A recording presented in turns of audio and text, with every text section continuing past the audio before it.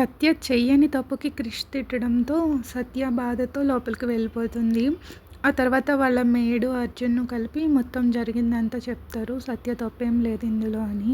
ఆ తర్వాత కృతిక కూడా కొద్దిసేపటికి ఏడవడం ఆపేస్తుంది. ఆ తర్వాత క్రిష్ గార్డెన్‌లో నుంచి లోపలికి వెళ్ళి ఇలా ఆలోచిస్తాడు. నేను కిందకు వచ్చేసరికి సత్య ఇంకా కృతిక ఇద్దరు కలిసి పడిపోవడం చూశాను అనేసి కళ్ళు గట్టిగా మూసుకుంటాడు. నువ్విలా చేసావంటే నేను అస్సలు నమ్మలేకపోతున్నాను అన్నయ్య అంటూ ఆదిత్య కోపంగా అరుస్తాడు క్రిష్ పైన. సత్య నాకన్నా చిన్నపిల్ల, తను ఎంత బాధపడి ఉంటుంది, నువ్వు మొత్తం నిజం తెలుసుకోకుండా తన పైన అలా ఎలా అరుస్తావు అని కొంచెం సీరియస్ అవుతాడు. ఆదిత్య అలా సీరియస్ అవుతుంటే అర్జున్ మధ్యలో వచ్చి కామ్ డౌన్ అన్నయ్య అంటాడు. నువ్వేం మాట్లాడుకు, ఏంటి కామ్ డౌన్, ఎవరో ఒకళ్ళు మాట్లాడాలి కదా, మనం ఇలాగే సైలెంట్గా ఉంటే మళ్ళీ మళ్ళీ అదే చేస్తాడు అని ఇంకా సీరియస్గా చూస్తుంటే క్రిష్ కూడా ఆదిత్య వైపు సీరియస్గా చూస్తాడు. అర్జున్ ఏమో క్రిష్ దగ్గర నుంచి కృతిని తీసుకుని వెళ్ళిపోయి షోపాలో కూర్చుంటాడు. నీ మీద నాకు చాలా రెస్పెక్ట్ ఉందనియా, నువ్వు పెద్దవాడివై ఉండి ఇలాంటి సిచ్యుయేషన్స్ని ఎలా హ్యాండిల్ చేయాలి, మేము నిన్ను చూస్తూ పెరిగాము, నువ్వు మాకు ఒక ఇన్స్పిరేషన్, కానీ ఈరోజు నిన్ను చూస్తుంటే మా అన్నయ్యలాగా అనిపించట్లేదు. ఐఎమ్ రియలీ సారీ అనియా, నువ్వు చాలా మారిపోయావు, నీకు అసలు హృదయం అనేది లేదు. అవును, నేను హృదయం లేనివాడిని, తనే అమాయకురాలు అని కృష్ణ అరుస్తాడు. మరి తన అమాయకురాలని తెలిస్తే నువ్వెందుకు తనని అంత దూరంగా నెట్టేస్తున్నావు? ఆదిత్య, నేను ఆల్రెడీ హార్ట్ బ్రేక్ అయి ఉన్నాను, నా కలలన్నీ చెదిరిపోయాయి, నేను ఒక పక్కలేని హృదయంతో ఉన్నాను. అలాంటిది నేను తన బాధను ఎలా తెలుసుకోగలను? తన బాధని తగ్గించడానికి పోయి నేను ఇంకా బాధని పెంచుతాను. నన్ను బాగు చేయాలని నా లైఫ్లోకి ఎవరు వచ్చినా కూడా తిరిగి వాళ్ళ మనసే ముక్కలైపోతుంది. తను నేను ఇంకా బాధ పెట్టాలని నేను అనుకోవట్లేదు, అందుకే తనకి దూరంగా ఉంటున్నాను. తనకు ఒక ఛాన్స్ ఇవ్వండి అన్నయ్య, మీరు ఇలా దూరంగా ఉంటే ఎలాగా? మీకు రాధిక వదన్కి మధ్యలో ఏదైతే జరిగిందో అదంతా దేవుడి చిత్తం, కానీ ఇప్పుడు మీరు సత్యవదన్తో చేస్తున్నది మాత్రం అదంతా మీ చేతుల్లోనే ఉంది. తనని అలా దూరం పెట్టి బాధ పెట్టకండి. మీరైతే ఓకే, అర్థం చేసుకోగలను, మీకు కొంచెం టైం కావాలి, కానీ కృతిక నుండి కూడా తనని దూరం చేసేస్తున్నారు. లేదు ఆదిత్య, నీకు అర్థం కావట్లేదు. నేను తనని యాక్సెప్ట్ చేయలేనని నాకు తెలిసినప్పుడు తనని కృతిక దగ్గరికి రానివ్వడం అది నా స్వార్థమే అవుతుంది. ఆ తర్వాత వాళ్ళిద్దరూ బాధపడతారు అని కృష్ణ అంటాడు. అది కాదని ఆ స్వార్థం అంటే, నువ్వు తనని పెళ్లి చేసుకోవడం నీ స్వార్థం. అమ్మ చేసిన ఎమోషనల్ బ్లాక్మెయిల్ వల్ల నువ్వు ఒక అమాయకురాల జీవితాన్ని నాశనం చేసావు. తనని పెళ్లి చేసుకుని ఇప్పుడు తనని రోజు బాధ పెడుతున్నావు. తను అలా బాధపడడానికి తనకి ఎలాంటి అర్హత లేదు. దయచేసి మీరు వదిన్ని తన ఇంటికి తీసుకెళ్ళిపోయి వాళ్ళ నాన్నకి అప్పచెప్పేయండి. నువ్వు ఒక భర్తగా నీ బాధ్యతను నిర్వర్తించలేవని చెప్పేసిరా. లేదంటే వదినికి నువ్వు ఒక ఛాన్స్ ఇవ్వి దాన్ని అర్థం చేసుకోవడానికి ట్రై చేయి. ఆదిత్య, నీకు నా గురించి బాగా తెలుసు, నేను ఎప్పుడూ ఈ పెళ్ళికి ఒప్పుకోలేదు, కానీ అమ్మ అలా బ్లాక్మెయిల్ చేసి ఉండకూడదు. నేను తనకి ఎలాంటి ఫాల్స్ హోప్స్ని ఇవ్వలేను అంటూ కొంచెం నిరాశగా కూర్చుంటాడు. కృష్ణ సోఫాలో కూర్చుని తలపట్టుకుంటాడు రబ్ చేసుకుంటూ. ఆదిత్య కూడా వచ్చి కృష్ణ పక్కన కూర్చుని ఈసారి కొంచెం నెమ్మదిగా చెప్తాడు. మీరు ఈ పెళ్ళి చేసుకోవడానికి కారణం ఏదైనా కానివ్వనియా, కానీ తనని అలా దూరంగా నెట్టకండి. తను చాలా ఇన్నోసెంట్. మీరు తనతో అలా ప్రవర్తిస్తే తనకి రేపొద్దున ఏమైనా జరగరానిది జరిగితే అప్పుడు మనం ఎవరిని క్షమించుకోలేము. తనకి ఏం కావాలో తననే నిర్ణయించుకొనివ్వండి. నువ్వు ప్రజెంట్ ఎంత పెయిన్లో ఉన్నావో నేను చూస్తున్నాను.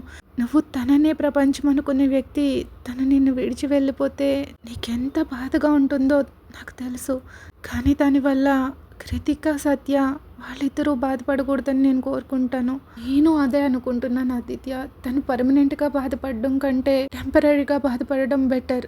ఎందుకంటే వన్స్ తను రియలైజ్ అయిన తర్వాత తను ఇక్కడ ఉండాలా వద్దా అనుకునేది తన ఇష్టం. అందుకే నేను అలా బిహేవ్ చేస్తున్నాను. తను నాతో ఉంటే తన లైఫ్ లాంగ్ ఇలాగే బాధపడాల్సి వస్తుందన్న విషయం తను గ్రహించాలి. తను మొదట్లోనే గ్రహించి నా నుంచి దూరం అయిపోవాలి. నువ్వు ఇప్పుడు నీ హార్ట్ చుట్టూ చాలా ఎత్తైన గోడలు కట్టేసుకుని దాన్ని బంధించేసావన్నయ్య. ఎందుకంటే నీ హార్ట్లోకి మళ్ళీ ఎవరైనా వస్తే వాళ్ళు మళ్ళీ తిరిగి సేమ్ పెయిన్ని నీకు ఇస్తారేమోనని నీ భయం. రాధిక వదిన విషయంలో ఏదో అన్ఎక్స్పెక్టెడ్గా జరిగింది, అంతేగాని ప్రతి ఒక్కరి విషయంలో అలా జరగదు.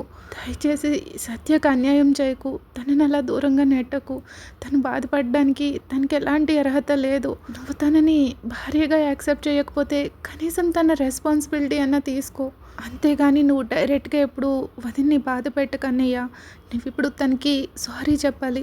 ఇప్పటివరకు ఏం జరిగిందో దానంతటికి నువ్వు సత్య, వదన్‌కి సారీ చెప్తేనే అప్పుడు నేను మీతో మాట్లాడతాను. ఏంటి అర్జున్ అంతే కదా అని ఆదిత్య అంటాడు. అవునవును. నేను కూడా మాట్లాడను అన్నయ్య మీతో. మీరు వెళ్ళి వదన్‌కి సారీ చెప్పి రండి. అప్పుడే మాట్లాడతాను. రా కృతి మనం ఇద్దరం వెళ్ళి ఆడుకుందాం. బాబాయ్లు ఇద్దరు ఇప్పుడు డాడీ మీద చాలా కోపంగా ఉన్నారు. డాడ్ వెళ్ళి సత్యమ్మకి సారీ చెప్తే గానీ నువ్వు కూడా మాట్లాడొద్దు. ఓకేనా అంటూ అర్జున్ కృతిని తీసుకుని పక్కకి వెళ్ళిపోతాడు. తన సొంత తమ్ముళ్ళు, కూతురు సత్య కోసం తనని దూరంగా పెట్టినందుకు క్రిష్ కొంచెం నిట్టూరుస్తాడు. సత్య బాల్కనీలో కూర్చుని నైట్ స్కైని చూస్తూ ఉంటుంది. తన మొహం అంతా కన్నీళ్లతో నిండిపోయి ఉంటుంది. తను అలాగా 2 మోకాళ్ళు దగ్గరకు పెట్టుకుని చేతులతో పట్టుకునేసరికి తనకు తెలియకుండా గాయాన్ని తగిలి ఒక్కసారిగా అంటుంది. తనకి అప్పుడు ఒక ఫ్లాష్ బ్యాక్ గుర్తొస్తుంది. ఒకరోజు వాళ్ళ నాన్న సత్యకి మోకాలికి తగిలిన గాయాన్ని క్లీన్ చేస్తూ ఉంటారు. లేదు నాన్న నాకు చాలా నొప్పిగా ఉంది అంటూ సత్య ఏడుస్తూ ఉంటుంది. లేదమ్మా చాలా త్వరగా చేసేస్తాను ప్రామిస్. నేను ఇలాగే వదిలేస్తే ఇన్ఫెక్షన్ అయిపోతుంది. రామ్మా బంగారం కదా దా క్లీన్ చేయనివి అంటూ వాళ్ళ డాడీ బ్రతిమలాడుతూ ఉంటారు సత్యాని. ఓకే నాన్న కానీ చాలా త్వరగా చేయాలి. నాకు యాంటీసెప్టిక్ చూస్తేనే భయం వేస్తుంది, మండుతుంది. ఓకే తల్లి ప్రామిస్ చాలా త్వరగా అయిపోతుంది అంటూ వాళ్ళ డాడీ ఉఫ్ అని ఓతూ దాన్ని క్లీన్ చేస్తూ ఉంటారు. సత్య ఏమో ఆ మంటకి కళ్ళు గట్టిగా మూసేసుకుని వాళ్ళ డాడీ చెయ్యి గట్టిగా పట్టేసుకుంటుంది. అలాగా తన పాస్ట్ని గుర్తు తెచ్చుకుని ఏడుస్తూనే ఉంటుంది. వాళ్ళ డాడీని చాలా మిస్ అవుతుంది. ఈలోపు క్రిష్ షాపాలోంచి లేచి పైకి వెళ్తాడు. సత్య డోర్ దగ్గర ఆగి కొంచెం హెసిటేట్ చేస్తాడు. ఆ తర్వాత డోర్ నాక్ చేస్తాడు. కానీ లోపల నుంచి ఎలాంటి సమాధానం వినిపించదు. అలా ఒక 2-3 టైమ్స్ నాక్ చేశాక ఎలాంటి సమాధానం రాకపోయేసరికి డోర్ నాక్ పెట్టి కొంచెం ట్విస్ట్ చేసేసరికి అప్పుడు ఆ డోర్ ఓపెన్ అయ్యే ఉందని తెలుస్తుంది తనకి. లోపలికి వెళ్ళి చూస్తే సత్య రూమ్లో ఉండదు. క్రిష్ ఫేస్లో కొంచెం వరీ ఎక్స్ప్రెషన్స్ వస్తాయి. ఈలోపు బాల్కనీలో నుంచి సత్య ఏడుస్తున్న సౌండ్ వినిపిస్తుంది. క్రిష్ బాల్కనీ సైడ్కి వెళ్ళేసరికి అక్కడ లైట్ ఏమీ వేసుకుని ఉండదు. ఆ చీకట్లో కూర్చుని అలా గోరకు జారపడి ఏడుస్తూ ఉంటుంది సత్య. సో ఆ చంద్రుని వెన్నెల్లో క్రిష్ నెమ్మదిగా వెళ్ళి సత్య పక్కనే తను కూడా గోడకు జారపడి కూర్చుంటాడు. వాళ్ళిద్దరూ అలాగా సైలెంట్గా ఆకాశంలో చూస్తూ ఉంటారు. సత్య తన ఏడుపుని కంట్రోల్ చేసుకుంటుంది. కిస్ వచ్చి తన పక్కన కూర్చోగానే వాళ్ళిద్దరికి జస్ట్ కొంచెం ఇంచెస్ గ్యాప్లో డిస్టెన్స్లో కూర్చుంటాడు క్రిష్. ఫస్ట్ సత్యయే తన కన్నీళ్ళు తుడుచుకుని అలాగే ఆకాశం వైపు చూస్తూ నేను మీ గురించి మా అమ్మతో చెప్పాను అంటుంది. సత్య వాయిస్ విని క్రిష్ సత్య వైపు చూస్తాడు. మరి ఏమన్నారు మీ అమ్మగారు నా గురించి? నన్ను ఏడిపించినందుకు మిమ్మల్ని ద్వేషిస్తున్నారు అని చెప్తుంది. తన కళ్ళల్లో ఇంకొంచెం ఫ్రెష్ టీయర్స్ కారిపోతాయి. క్రిష్ హార్ట్లో చాలా గిల్టీ ఫీలింగ్ వస్తుంది. ఐఎమ్ సారీ అని చెప్తాడు. సత్య ఏం మాట్లాడదు. నేను నిజం తెలుసుకోకుండా నీ మీద అలా వచ్చినందుకు ఐఎమ్ రియలీ సారీ అని క్రిష్ చెప్తాడు. మీరు కృతిక గురించి ఎంత ఆందోళన పడతారో నాకు తెలుసు. కానీ నేనెందుకు తనని బాధ పెడతాను? నేను కృతిని హర్ట్ చేస్తానని మీరు అసలు ఎందుకు అనుకున్నారు? మీరు నన్ను కొంచెం కూడా అర్థం చేసుకోలేకపోయారు. నేను కృతిని ఎప్పుడు హర్ట్ చేయను. నువ్వు ఒప్పుకున్నా లేకపోయినా కానీ తను నా సొంత బిడ్డగానే భావిస్తాను. మీరు నమ్మినా నమ్మకపోయినా తను నాకు కూడా కూతురే. నేను ఎంతలా చెప్పినా కానీ మీరు నన్ను నమ్మరు కాబట్టి నేను మీకు దీన్ని ఎక్కువ ఎక్స్ప్లెయిన్ చేయను అంటూ సత్య కళ్ళు తుడుచుకుంటుంది. క్రిష్ మళ్ళీ ఆకాశం వైపు చూస్తూ నేను నీకు ఆల్రెడీ చెప్పాను నన్ను పెళ్లి చేసుకోవద్దు అని. ఈ మ్యారేజ్ నీకు బాధని మాత్రమే మిగులుస్తుంది, బాధ తప్ప ఇంకేమీ ఇవ్వదు అని నీకు ఆల్రెడీ హెచ్చరించాను అని క్రిష్ చెప్తాడు. అవునా ఎప్పుడు హెచ్చరించావు? నువ్వు నన్ను పెళ్లి చేసుకోకూడదు అనుకుంటే ముందే చెప్పు ఉండేవాడివి. కానీ నువ్వు లాస్ట్ మూమెంట్లో ఈ పెళ్ళి వద్దు అని చెప్పావు. నేను ఆ క్షణంలో నా కుటుంబానికి ఏమని చెప్పాలి? అయినా మీరేం మాట్లాడకండి, నన్ను కొద్దిసేపు ఒంటరిగా వదిలేయండి అంటూ సత్య మళ్ళీ ఏడుస్తుంది. సత్య అలాగా తన చేతుల్లో మొహాన్ని దాచేసుకుని ఏడుస్తూ ఉంటే క్రిష్కి తనని ఒక ఏడుస్తున్న అమ్మాయిని ఎలా ఓదార్చాలో తనకు అసలు అర్థం కాదు. ఇలా చూడు ప్లీజ్ దయచేసి ఏడవకు, ఐఎమ్ సారీ తప్పంతా నాదే. ఐయామ్ రియల్లీ సారీ ఏడవకు అని క్రిష్ చెప్తూ ఉంటాడు. కానీ సత్య క్రిష్ వైపు కూడా చూడదు. తన దుపటాతో ఫేస్ కన్నీళ్ళు తుడుచుకుంటూ ఉంటుంది. అప్పుడు క్రిష్ సడన్‌గా సత్య మోకాలికి తగిలిన గాయాన్ని ఫ్యాంట్ లోపల నుంచి ఫ్యాంట్ పైన కొంచెం బ్లడ్ స్టెయిన్ ఉండేసరికి మోకాలు దగ్గర తనకి దెబ్బ తగిలిందని అర్థమవుతుంది. దాని వైపు కొంచెం సీరియస్‌గా చూస్తూ, "హే! నీ మోకాలికి గాయమైంది. నువ్వు ముందే ఎందుకు చెప్పలేదు నాతో? దీనికి ఫస్ట్ ఎయిడ్ చేయాలి. లేదంటే ఇన్ఫెక్షన్ అవ్వచ్చు" అంటాడు. "ఏం అక్కర్లేదు. ఏమైనా ఐ డోంట్ కేర్. నా మనసు అనుభవిస్తున్న నొప్పి కంటే ఇదేం పెద్ద నొప్పి కాదులే" అంటూ కొంచెం పగిలిన వాయిస్‌తో చెప్తుంది సత్య. క్రిష్‌కి సత్యని ఎంత బ్రతిమలాడినా రాదని అర్థమైపోతుంది. ఇలా కాదని లేచి మోకాళ్ళ దగ్గర ఒక చెయ్యి, షోల్డర్ దగ్గర ఒక చెయ్యి పట్టుకుని సత్యాని ఎత్తుకుని లోపలికి తీసుకొస్తాడు. క్రిష్ అలాగా సత్యని బ్రైడల్ స్టైల్‌లో ఎత్తుకున్నందుకు సత్య అలాగే ఉండిపోతుంది. కొంచెం కూడా కదలదు. సత్యని బెడ్ పైన కూర్చోబెట్టి తను వెళ్ళి ఫస్ట్ ఎయిడ్ బాక్స్ తీసుకొచ్చి సత్య పక్కన కూర్చుంటాడు. తన ప్లాజోని కొంచెం మోకాళ్ళ వరకు లిఫ్ట్ చేసి చుట్టు పెడతాడు. క్రిష్ దాన్ని క్లీన్ చేసి యాంటీసెప్టిక్ అది పెడుతుంటే సత్యకి మంట పుట్టి అరుస్తుంది. అంటూ క్రిష్ చేయిని గట్టిగా పట్టేసుకుంటుంది కళ్ళు మూసుకుని. తను చిన్నప్పుడు ఎలా అయితే వాళ్ళ డాడీని పట్టుకున్నదో అలాగా. కొన్ని క్షణాల తర్వాత అయిపోయింది అంటాడు. అప్పుడు సత్య కళ్ళు తెరిచి వెంటనే తను చేయి పట్టుకుని ఉంటుంది కదా క్రిష్‌ది, వెంటనే వదిలేసి నార్మల్‌గా పక్కకు పెట్టేసుకుంటుంది ఫేసు. అప్పుడు కొంచెం క్రిష్ హోప్‌ఫుల్ ఐస్‌తో, "ఇప్పుడు నన్ను క్షమిస్తావా" అని అడుగుతాడు. సత్య క్రిష్ అడిగిన దాన్ని పట్టించుకోకుండా, "ఇప్పుడు కృతి ఎలా ఉంది? తనకి ఎలాంటి గాయం కాలేదు కదా" అని అడుగుతుంది వరి అవుతూ. తనకేం కాలేదు, బాగానే ఉంది" అని క్రిష్ చెప్తాడు. సత్య అలాగే ఒక 2 మినిట్స్ సైలెంట్గా ఉంటుంది. "ఎంత ఏడిపించావు నువ్వు నన్ను, నాకు ఇప్పుడు హెడేక్ వస్తుంది" అని తలపట్టుకుంటుంది. క్రిష్ వరి అవుతూ సత్య వైపు చూస్తాడు. సత్య కూడా వెంటనే క్రిష్ వైపు చూసి, "సరే నేను క్షమిస్తాను, కాకపోతే ఒక కండిషన్" అంటుంది. "ఏంటది?"